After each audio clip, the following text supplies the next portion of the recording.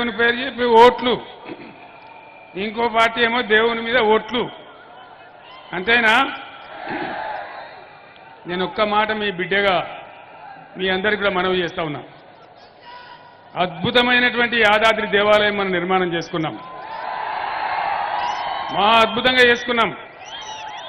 ఎన్నడన్నా యాదాద్రి దేవాలయాన్ని, యాదగిరి గుట్టను మనం ఓట్ల కోసం వాడుకున్నామా? ఇగో ఇది తేడా.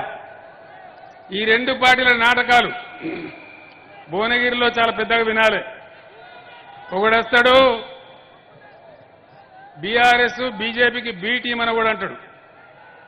వీడు వాడిని అంటాడు, వాడు వీడిని అంటాడు. కానీ భువనగిరిలో జరిగింది ఏందండి? భువనగిరిలో బీజేపీ కాంగ్రెస్ రెండు మిలాఖత్ అయిపోయి మున్సిపల్ బీఆర్ఎస్ చైర్మన్ దించేసి కాంగ్రెస్ వాడు చైర్మన్, బీజేపీ వాడు వైస్ చైర్మన్. ఈ మాట నిజమేనా? మరి ఎవడు ఎవనికి బి టీం? ఇలా మోడీ ప్రభుత్వ హయాంలో రూపాయి విలువ పడిపోయింది, మహిళలకు రక్షణ లేదు, నిరుద్యోగం పెరిగిపోయింది, దేశంలో పేదరికం పెరిగిపోతా ఉంది, అనేక సమస్యలుంటే అదేం లేదు. అక్షంతలు కలపాలి, తీర్థం పుచ్చుకోవాలి, పులిహోర ప్రసాదం తినాలి, ఊరేగింపులు తీయాలి. అంతేనా?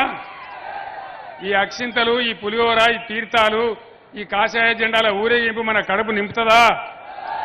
మన పొలాలకు నీళ్లు తెస్తుందా? ఇదే నరేంద్ర మోడీ ఏం చేసిండు? కేసీఆర్, నువ్వు తెలంగాణలో ప్రతి బోరుకు మీటర్ పెట్టాలి, పెట్టకపోతే నిన్ను దించేస్తా, నిన్ను వడగొడతా, నీ ఎమ్మెల్యేలను కొంటా, నీ రాష్ట్రానికి వచ్చే 25,000 కోట్ల రూపాయలు ఇయ్యా. ఇది బీజేపీ దందా. నేను అసెంబ్లీలో మాట్లాడలేదా? మీరు చూడలేదా?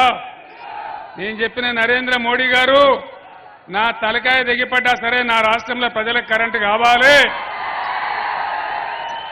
నేను మీటర్లు పెట్టా అని చెప్పిన. నేను ఇప్పుడు ఇక్కడ ఒకవేళ బీజేపీ కోటేస్తే ఏమంటారు? మేము రైతుల మోటార్లకు మీటర్లు పెట్టుమనంగా కూడా మాకే ఓటేసిండ్రు, అందుకే తెల్లారి నుంచే మీటర్లు పెడతామంటారు. అందుకే రైతాంగం ఆలోచన చెయ్యాలి. బీజేపీ హయాంలో తెలంగాణకు ఒక్క నవోదయ విద్యా పాఠశాల ఇయ్యలే, ఒక్క మెడికల్ కాలేజీ ఇయ్యలే. నేను 150 సార్లు ఉత్తరాలు రాసిన, 50 సార్లు ఢిల్లీకి పోయి మొరబెట్టుకున్నా. మేము కొత్తగా రాష్ట్రమైన మేము బతకాలే, 15 ఏళ్ళు కొట్టాడి ఉద్యమం చేసినాం, కాబట్టి మాకు కావాలంటే ఒక్క నవోదయ పాఠశాల ఇయ్యలే. చట్టం ప్రకారం ఇచ్చే పరిస్థితి అయితే ఇవాళ శేఖర్ రెడ్డి గారి నాయకత్వంలో భువనగిరిలో ఎయిమ్స్ తెచ్చుకున్నాం అన్నాడు కొట్లాడి. బ్రహ్మాండంగా మనకిక్కడ నవోదయ పాఠశాల వచ్చేది భువనగిరిలో. కానీ బీజేపీ ఇయ్యలే. ఇవాళ బీజేపీ నుంచి పోటీ చేస్తే ఆయన ఆనాడు ఎంపీగా ఉన్నాడు. మరి ఇలా ఏం ముఖం పెట్టుకొని ఈయన ఓట్లు అడుగుతా ఉన్నాడు? దయచేసి ఆలోచన చేయాలి. గుడ్డిగా ఓట్లేయడం కాదు. అదేవిధంగా మనకు రాగానే 7 మండలాలతో ఆంధ్రాకి ఇచ్చేసినాడు నరేంద్ర మోడీ. 400 మెగావాట్ల సీలేరు ప్రాజెక్టు తీసుకుపోయి ఆంధ్రాకి అప్పచెప్పినాడు. మన నోట్లో మన్ను కొట్టి. ఆనాడు మనకు కరెంటు షార్టేజ్ ఉంది, బాధపడతా ఉన్నాం, కొత్తగా రాష్ట్రమైనాం, కానీ నిర్దాక్షిణ్యంగా మనకి తీసుకొని పోయినాడు.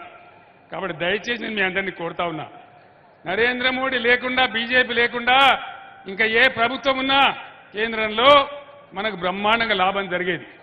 తెలంగాణ భారీగా నష్టపడ్డదే భారతీయ జనతా పార్టీ కేంద్ర ప్రభుత్వం వల్ల. మళ్ళీ సిగ్గు లేకుండా వాళ్ళు ఏ విధంగా ఓట్లు అడుగుతున్నారో, ఏం మాట్లాడుతున్నారో మీరు ఆలోచన చేయాలి.